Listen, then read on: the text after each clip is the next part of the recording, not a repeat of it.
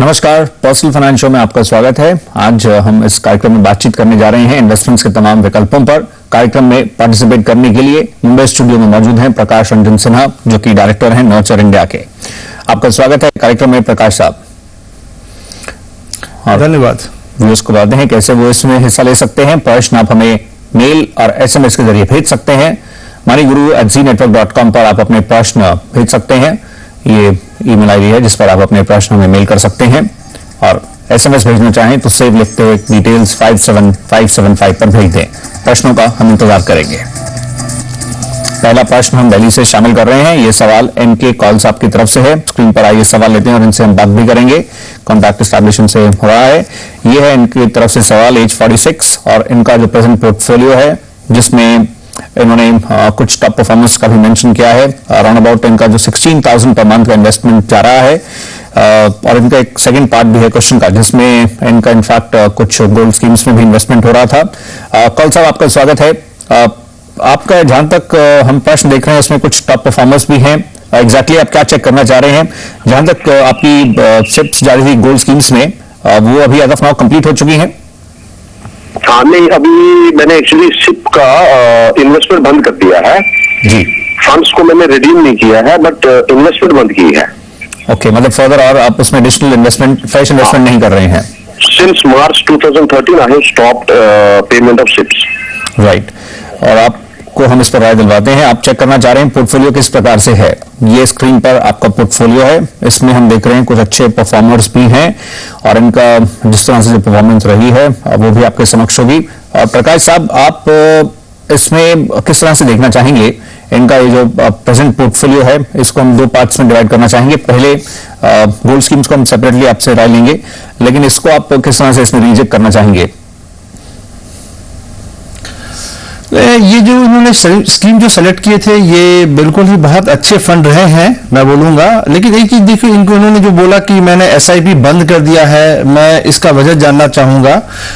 देखिए, आप जब SIP स्टार्ट करते हैं तो एक आप लॉन्ग टर्म वेल्थ क्रिएशन के लिए स्टार्ट करते हैं। पहली बात, लॉन्ग टर्म वेल्थ क्रिएशन आपको इक्विटी से होगा। यह बात बिल्कुल सही है कि पिछले कुछ सालों में इक्विटी की परफॉर्मेंस काफी खराब रही है, और मैं जब खराब कर रहा हूं तो उसका मतलब है कि जो हम रिटर्न एक्सपेक्ट करते हैं वो नहीं आ रही है। और उसकी वजह बहुत साफ है, एक बहुत तरह की अनसर्टेनिटी है, इकोनॉमिक अनसर्टेनिटी है, ग्लोबल अनसर्टेनिटी है, और बहुत तरह की प्रॉब्लम्स हैं जो हम आए दिन अखबार में पढ़ते हैं और न्यूज में देखते रहते हैं। प्रकाश साहब, लेकिन जो सबसे बड़ा प्रश्न है इनकी तरफ से ये जो बाकी स्कीम्स हैं उनमें तो अभी भी सिप्स जारी हैं। इन्होंने स्पेशली मेंशन किया है HDFC गोल्ड, रिलायंस गोल्ड, जहां पर ये फर्दर अभी कंटिन्यू नहीं कर रहे हैं। तो उसके अकॉर्डिंगली आप इनको समझा सकेंगे कैसे मूव किया जाए?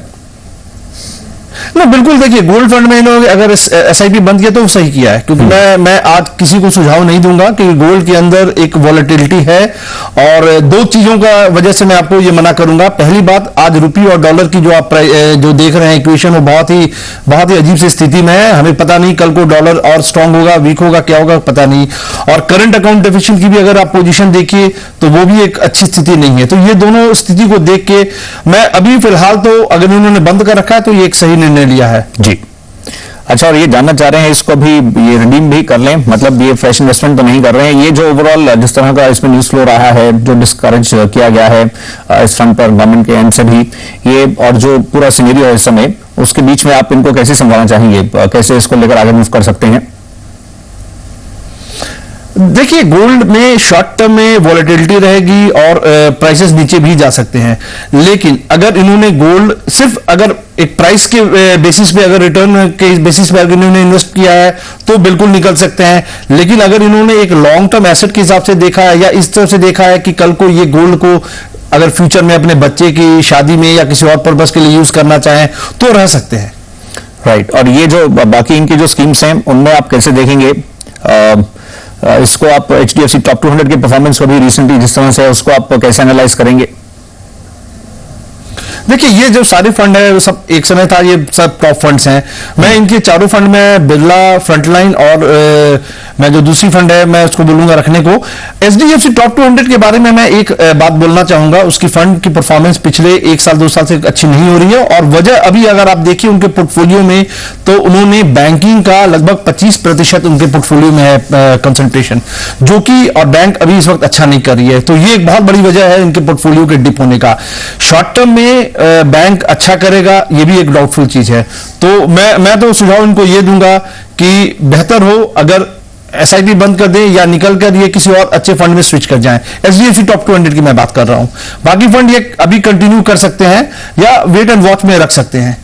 जी, तो इस तरह से आप बढ़ सकते हैं आगे। आइए हम इसी के साथ कई और प्रश्न हम शामिल करेंगे, लेकिन वक्त ब्रेक का हो रहा है अभी, तो एक छोटा सा ब्रेक लेकर हम जल्दी लौट कर आते हैं।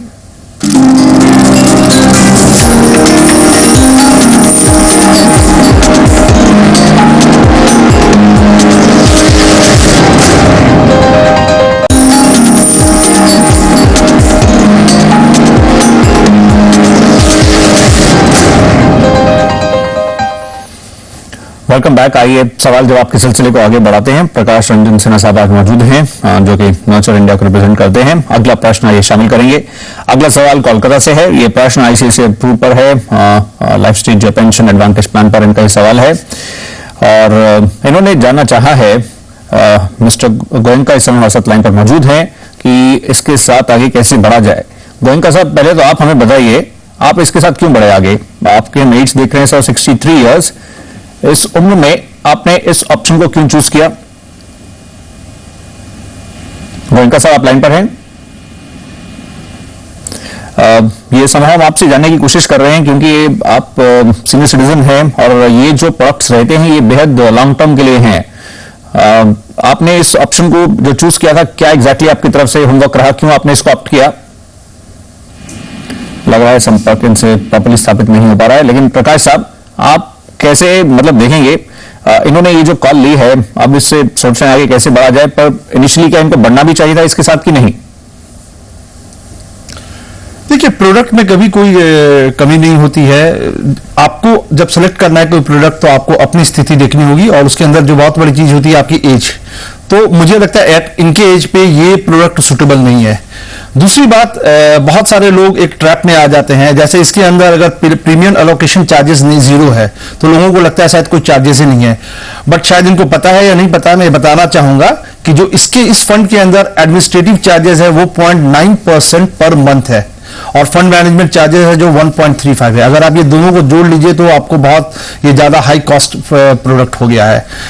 ये एक अच्छी प्रोडक्ट है, लाइफ साइकिल स्टेज से लिंक्ड है, लेकिन इनके एज पे मैं इनको सुझाव नहीं दूंगा, क्योंकि वजह क्या है कि अगर इनको इसका अगर बेनिफिट भी लेना है तो कम से कम 10 से 15 साल तक वेट करना पड़ेगा। इन्होंने अपना क्या रिटायरमेंट एज चूज किया है वो मुझे नहीं पता, बट ये इनके लिए जाएगा। बेहतर ये होता कि ये अगर कम कॉस्ट वाले फंड को लेते, अपनी कॉर्पस को बिल्टअप करते, और फिर उसको डेट फंड या डेट प्रोडक्ट के साइड में ले जाकर अपने लिए एक परमानेंट एन्युटी बनाते, तो ज्यादा बेहतर होगा। मैं सुझाव दूंगा, क्योंकि इन्होंने 3 साल ऑलरेडी कंप्लीट कर रखा है, तो इसमें डिसकंटिन्यू करें, और थोड़ा सा लॉस होगा, मे बी इनको 90% ऑफ फंड वैल्यू मिल जाएगा, बट वो बेहतर ऑप्शन होगा।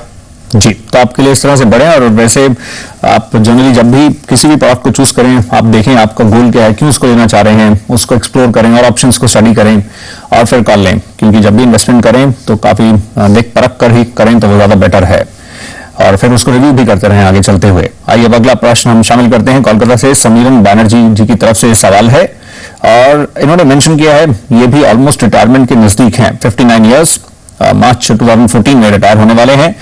आपने मिस्टर बैनर्जी मेंशन किया आपके सेविंग बैंक अकाउंट में कुछ बैलेंस है, जिसके तहत आप आगे कुछ प्लान कर रहे हैं इन्वेस्टमेंट्स का।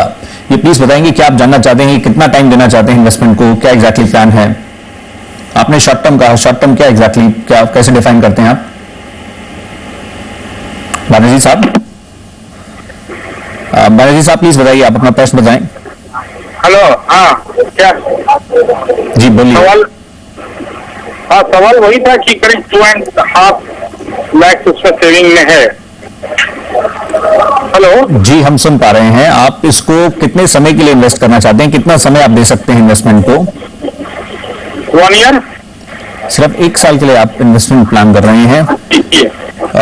ये इनफैक्ट प्रकाश साहब, इनको इस उम्र में जो इन्वेस्टमेंट है वो उस तरह से कुछ प्लान करें जो एकदम सेफ हो, और मोर ओवर ये जो सेविंग बैंक की बात कर रहे हैं वो तो एक तरीके से उन्होंने कुछ इमरजेंसीज के लिए कुछ रखा हुआ है। इन्वेस्टमेंट तो दूसरे ऑप्शन उनको तलाशने चाहिए, और थोड़ा ज्यादा समय अगर दें तो वो ज्यादा बेहतर नहीं होगा? बिल्कुल, आप बिल्कुल सही बता रहे हैं कि मेरी सुझाव देखिए इनको ये होगा, चूंकि इन्होंने 1 साल का ऑप्शन रखा है तो चॉइस इनके सामने या तो शॉर्ट टर्म डेट फंड हो सकता है या फिर आप बैंक एफडी या कोई एफडी में डालें। मैं शॉर्ट टर्म डेट फंड में इनको जाने से पहले एक बात बताना चाहूंगा कि अभी 16 जुलाई को आरबीआई की एक सडन पॉलिसी चेंज हुई थी, जो कि रुपी डॉलर को अरेस्ट करने के लिए, जो एक फॉल हो रही थी रुपी के वैल्यू में, उसको अरेस्ट करने के लिए या फिर आउटफ्लो को रोकने के लिए हुई थी, जिसका नतीजा ये हुआ था सडनली आपके जो शॉर्ट टर्म सिक्योरिटीज थे उनके यील्ड आपको बढ़ गए थे और एनएवी जो डेट फंड्स के गिर गए थे, जिसको बहुत नुकसान हुआ था, जिससे काफी लोगों को थोड़ी सी एक परेशानी हुई है। तो ये मैं इनको बताना चाहूंगा कि ये आज की डेट पे इंटरेस्ट रेट की वॉलेटिलिटी काफी बढ़ गई है, खास करके जब हम 2 फैक्टर्स को देखते हैं, एक आपको रुपी डॉलर का आप देख रहे हैं इक्वेशन, और दूसरा करंट अकाउंट डेफिसिट के दे रहा हूं। तो मैं ये बताऊंगा कि ये डेट फंड के अंदर ये बहुत बड़ा रिस्क है। इनकी स्थिति को देख के मेरे लिए सुझाव ये होगा कि ये एफडी में डालें, वो ज्यादा बेहतर ऑप्शन होगा, क्योंकि उसके अंदर रिटर्न का भी थोड़ा सा इसके मुकाबले में मुझे लगता है ज्यादा बेहतर होगा, और सेफ्टी तो है ही। तो मैं इनको सुझाव दूंगा आप 1 साल का बैंक एफडी डालें, वो ज्यादा बेटर होगा। और इनफैक्ट उसके बाद आगे सीनियर सिटीजन के अगर आप देखें आगे चलते हुए, जब आप उस कैटेगरी में फॉल भी करेंगे तो उनके लिए एडिशनल उसमें रेट ऑफ इंटरेस्ट भी रहता है, तो अकॉर्डिंगली आप ये देख सकते हैं। फिलहाल अभी के लिए ये कुछ विकल्प थे जो स्क्रीन पर थे, और अकॉर्डिंगली आप बढ़ सकते हैं। अगला प्रश्न लेंगे, ये सवाल रिजू कुमार जी की तरफ से है, झारखंड से है, और इन्होंने जानना चाहा पीपीएफ संबंधित इनका सवाल है। इनके अकॉर्डिंगली जो कंट्रीब्यूशंस अलाउड हैं, जो रहती हैं एज पर पीपीएफ नॉर्म्स की, आप 12 कंट्रीब्यूशंस कर सकते हैं साल में, और इनकी जो कंट्रीब्यूशंस हैं इन्होंने कहा कि उसमें कुछ इन्होंने इनफैक्ट चेंजेस के लिए कहा था। आप प्लीज बताइए आप क्या एग्जैक्टली जानना चाह रहे हैं। आपने मेंशन किया है कि आपने कुछ डेट पे आपका अमाउंट डिडक्ट होता था, आपने उसमें चेंजेस किए जिस वजह से वो 2 बार इनफैक्ट डिडक्ट हो गया है। क्या एग्जैक्टली जानना चाहते हैं, प्लीज बताइए रिजू कुमार जी। जी नमस्कार सर, मैं रिजू कुमार बोल रहा हूँ। जी बताइए। अभी मैं बक्सर में सर पोस्टेड हूँ स्टेट गवर्नमेंट में। Yes sir. आपके सर प्रोग्राम के द्वारा मुझे पीपीएफ की जानकारी मिली और मैंने अपना अकाउंट एसबीआई में खोला हुआ है जी। लेकिन इस फाइनेंशियल ईयर में सर मेरे अकाउंट में 2 बार, यानी कि मई और जून के महीने में 4 तारीख और 10 तारीख को 2 बार दोनों महीने में अकाउंट में सर पैसा क्रेडिट हो गया सॉरी जी, जिसके चलते सर आपका हम जैसे कि हम लोग जानते हैं कि हमारे नियम है कि हम एक फाइनेंशियल से 12 बार ही पैसा जमा कर सकते हैं। ओके, इस तरह से तो मेरे 14 बार। अच्छा, आपने बैंक को बता दिया है? ओके, आपने बैंक को तो इन्फॉर्म कर दिया है ना, वो अभी तो आपका पूरा फाइनेंशियल ईयर है, आगे उसमें एडजस्ट हो जाएगा। उन्होंने क्या बताया आपको? बैंक बोले कि ठीक है हम उसको देखते हैं, अभी कुछ अच्छी रिप्लाई नहीं मिली। ओके, आपने जो पूरे साल में इन्वेस्ट करना है वो तो जो लिमिट है 1 लाख उतना ही करने का प्लान है ना, मतलब उस मैक्सिमम लिमिट से? मेरा मंथली सब्सक्रिप्शन है 2500 है पिछला सर। ओके, आपको बताते हैं इन दैट केस प्रकाश साहब, इनको उस तरह से चिंतित होने की तो बात नहीं है। अगर हो गया है कुछ एडिशनल जिस तरह से बता रहे हैं, और ये एक अच्छा इंस्ट्रूमेंट है, 12 इंस्टॉलमेंट्स की जहां तक बात है कंट्रीब्यूशंस की, उसमें तो अभी समय है, अकॉर्डिंगली आगे एडजस्ट भी हो सकती है। नहीं, कोई इसमें चिंता की कोई बात नहीं है। आपके अगर 2 इंस्टॉलमेंट ज्यादा चले गए तो कोई फर्क नहीं पड़ता है। आपका अगर 1 लाख से कम है आप टोटल अमाउंट आपकी जो, तो उससे कोई फर्क नहीं पड़ता है। और आपकी जितने भी अमाउंट आपके गए हैं आप उस पर विद इन सेक्शन एडीसी के अंदर आप टैक्स बेनिफिट ले सकते हैं। जहां तक पीपीएफ का सवाल है, ये आपने एक सबसे बेस्ट, मैं बोलूंगा वन ऑफ द बेस्ट ये टैक्स सेविंग इंस्ट्रूमेंट है, क्योंकि यहाँ पे आपको ट्रिपल का एडवांटेज होता है। जब आप पैसा इन्वेस्ट करते हैं तब आपको टैक्स एग्जेम्प्टेड रहते हैं, उसका जो इंटरेस्ट आता है वो उस पर टैक्स एग्जेम्पशन होता है, और मैच्योरिटी पे भी टैक्स एग्जेम्पशन होता है। तो चिंता की कोई बात नहीं है, आप इसमें आपका अच्छा इन्वेस्टमेंट है ये जी। और इनफैक्ट अगर आप इसको लेकर उस लाइन से सोच रहे हैं, बैंक को एक बार आपने बताया, लिखित में भी दे दें कि ऐसे हुआ है, एंड एडिशनल कंट्रीब्यूशन इस तरह से भी हुआ है, और बाकी फाइनेंशियल ईयर में अकॉर्डिंगली आप करना चाहेंगे एडजस्ट, तो उसको आप दे भी दें, उसकी रिसीविंग भी रखें अपने पास। तो आइए अब हम अगले प्रश्न की ओर मूव करते हैं। उससे पहले वक्त ब्रेक का हो गया है, तो ब्रेक के लिए रुकना होगा। आप मीनवाइल अगर कार्यक्रम देख रहे हैं, आपके जहन में प्रश्न है या सुझाव है कार्यक्रम के लिए, तो आप हमें मेल और एसएमएस के जरिए भेज सकते हैं। moneyGuru@gmail.com पर आप अपने प्रश्न भेज सकते हैं। आज इन्वेस्टमेंट्स का जायजा लिया जा रहा है, अलग ऑप्शंस का, अलग अलग जो विकल्प रहते हैं, आपके प्रश्न के अकॉर्डिंगली हम एड्रेस करने की कोशिश कर रहे हैं। हम ब्रेक लेकर जल्द ही लौट कर आ रहे हैं।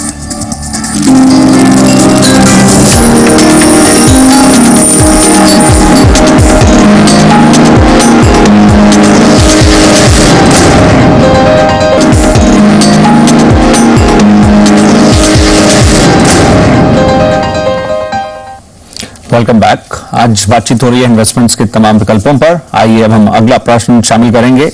अगला सवाल अमित साहब की तरफ से है। आइए स्क्रीन पर इसको लेते हैं। ये प्रश्न जो है ये वाया मेल है अमित कुमार झा साहब की तरफ से।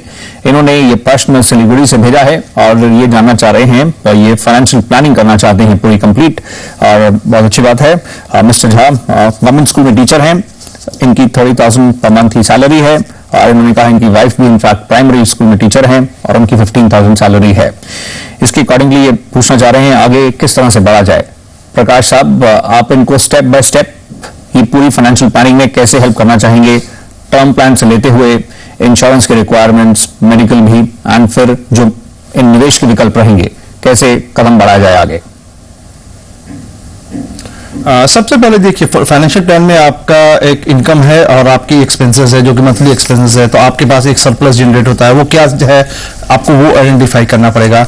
दूसरी चीज है कि आपके गोल्स बड़े क्लियर होने चाहिए, आप किस वक्त क्या अचीव करना चाहते हैं। चूंकि अभी इनकी नई नई शादी हुई है तो इस वक्त अगर इनके बच्चे नहीं है तो अभी उनके गोल्स स्टार्ट नहीं हो रहे हैं। तो अभी जो पहला गोल जो होगा इनका, और जो फर्स्ट में जो कि बहुत इंपॉर्टेंट है, वो कि आपको टर्म प्लान बिल्कुल ले लेना चाहिए। और मेरा सुझाव होगा कि आप जितने कम एज में आप टर्म प्लान लेते हैं तो आपकी प्रीमियम उतनी कम होती है। 50 लाख का एक टर्म प्लान में आप ले सकते हैं।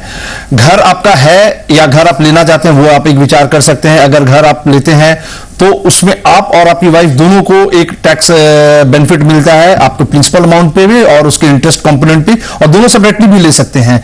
तो ये दो चीज पहले बहुत जरूरी है।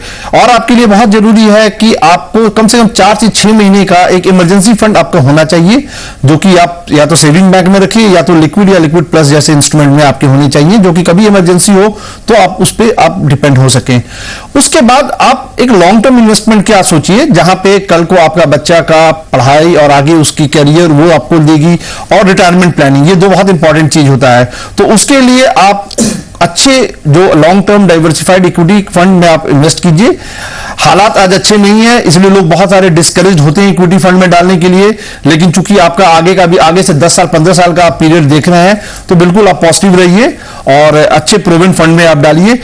एक और आपको सुझाव है, चूंकि आप लॉन्ग टर्म में आप डाल रहे हैं तो बिल्कुल शॉर्ट टर्म वॉलेटिलिटी से बिल्कुल मत घबराइएगा। ये मेरा हमेशा सुझाव रहता है। अच्छे फंड में डालिए, बिलीव कीजिए और अब उसमें कंटिन्यू रहिए। अच्छा, इसमें जैसे आपने टर्म प्लान का बताया, ऑनलाइन वो विकल्प काफी चीप रहते हैं, और बाकी जैसे आपने बताया और पहलुओं पर देखें, ये जैसे म्यूचुअल फंड्स का जो रहेगा ये मतलब लार्ज कैप पे ही अपना शुरू में ध्यान उसी तरफ केंद्रित रखें।